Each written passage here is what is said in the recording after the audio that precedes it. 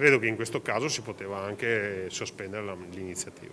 Chiara la posizione del sindaco di Treviso. La manifestazione contro il Green Pass di domenica prossima non si doveva autorizzare. Detto questo, e dopo i commenti di ieri, questa mattina è stata la volta di aggiustamenti, in particolare sul percorso e possibili punti di contatto tra manifestanti e gli altri numerosi eventi in calendario.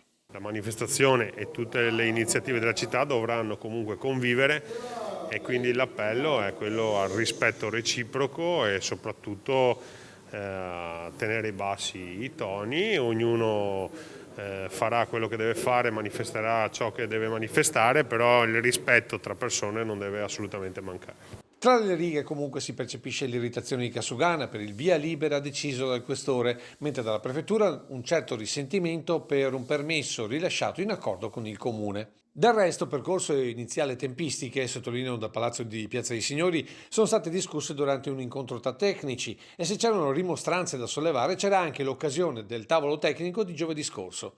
E adesso, concludono dagli uffici governativi, tornare indietro significherebbe alzare inutilmente la tensione con i manifestanti, che finora si sono dimostrati, a parte qualche episodio con la stampa locale, sostanzialmente corretti.